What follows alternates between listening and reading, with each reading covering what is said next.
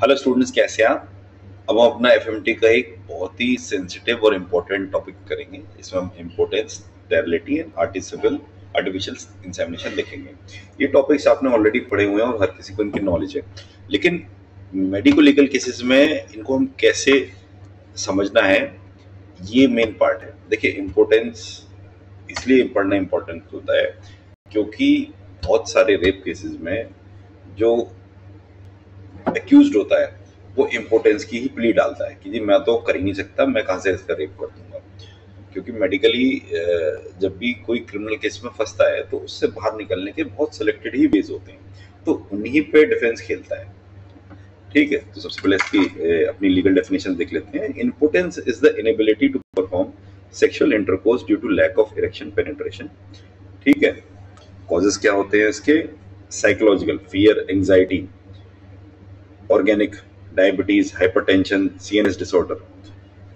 Causes मतलब क्या ऐसी चीजें हैं जिसकी वजह से पेनिट्रेशन नहीं हो पा रहा। कुछ लोकल कॉजेज भी दिखाए जाते हैं। पेनाइल डिफॉर्मिटीज यानी आसपास टिश्यू डैमेज हो गया, ट्रॉमा, वहाँ कहीं चोट लगी हुई है, ड्रग्स या अल्कोहल इंड्यूस्ड इम्पोर्टेंस हो गई। और मेडिको लीगल इम्पोर्टेंस इसकी पता ही है आपको कि अगर पत्नी ये क्लेम डालती है कि उसका पति इम्पोर्टेंट है और वो चीज मेडिकली प्रूव करी जा सकती है, तो उसकी मैरिज को वो नल एंड वॉइड कर सकते हैं। अगर परमानेंट इम्पोर्टेंस है तो ये डाइवोर्स का भी ग्राउंड बनता है। और बहुत सारी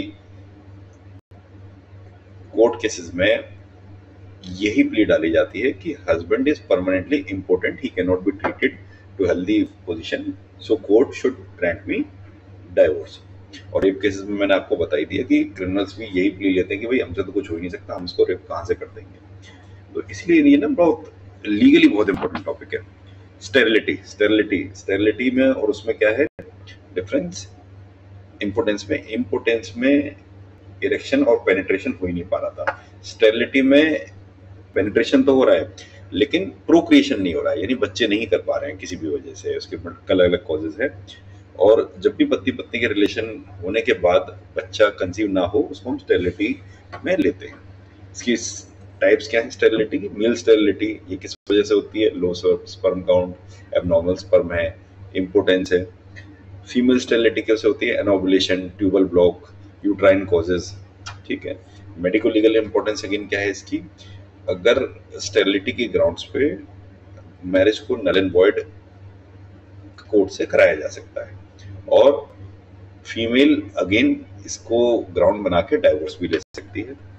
ठीक है, कई बार क्या होता है कंसेंट डिस्प्यूट में भी इसको लोग यूज कर लेते हैं कि भाई मेरी कंसेंट नहीं थी फिर भी मुझे किया गया, तो इसके भी देख लिया हमने।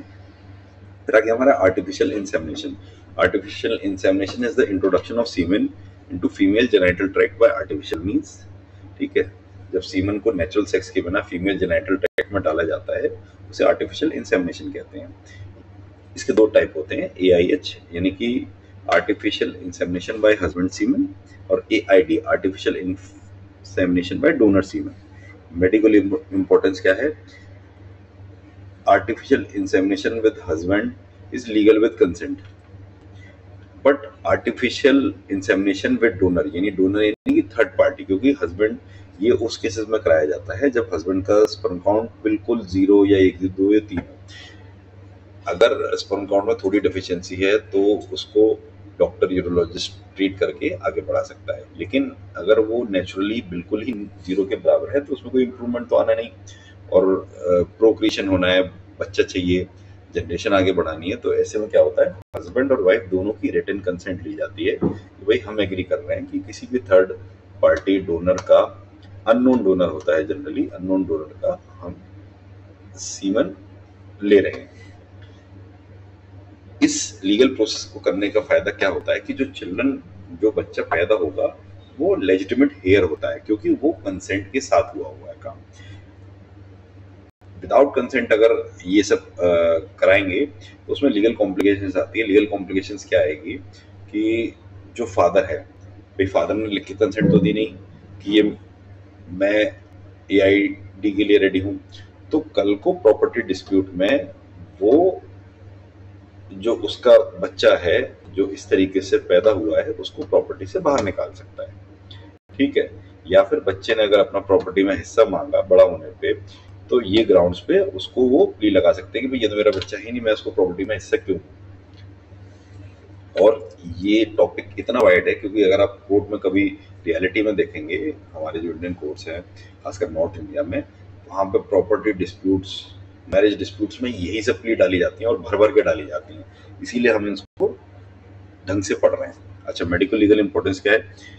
इम्पोर्टेंस से मैरिज वैलिडिटी के केस, रेप केस, इनमें बहुत मतलब ये वो प्लीज हैं जिन पे पूरा कोर्ट का जजमेंट आप ओवरटर्न कर सकते हैं। स्टेरिलिटी, डाइवोर्स और नलिटी के केसेस में आता है कि भाई किसी के बच्चा नहीं हो रहा है, अब हस्बैंड को बच्चा चाहिए, वाइफ को बच्चा नहीं चाहिए, और वाइफ अगर मेडिकली स्टेराइल है तो हस्बैंड इस प्ली पे डाइवोर्स ले सकता है कि भाई मेरे को प्रोक्रिएशन करना है, मेरे को अपनी जनरेशन आगे बढ़ानी है, लेकिन मेरे वाइफ को नहीं बढ़ानी और उसके हो नहीं रहा है, तो मुझे डाइवोर्स दे दिया जाए। ठीक है। आर्टिफिशियल इंसेमिनेशन में कंसेंट का बहुत इंपॉर्टेंट रोल है, अगेन आई एम टेलिंग, क्योंकि कंसेंट के बाद ही चाइल्ड को लेजिटिमेसी मिलेगी, उसके बिना नहीं मिलेगी। ठीक है। बाकी तो छोटा सा ही चैप्टर था, हमने देख लिया। इंपॉर्टेंस का मतलब होता है inability to for intercourse. Sterility is inability for conception. AIH में artificial insemination by husband. AID is artificial insemination by donor. Consent essential in AID, child legitimate if consent is given. ठीक है ना, तो ये सेंसिटिव टॉपिक हमने खत्म कर दिया। मिलते हैं नेक्स्ट टॉपिक में।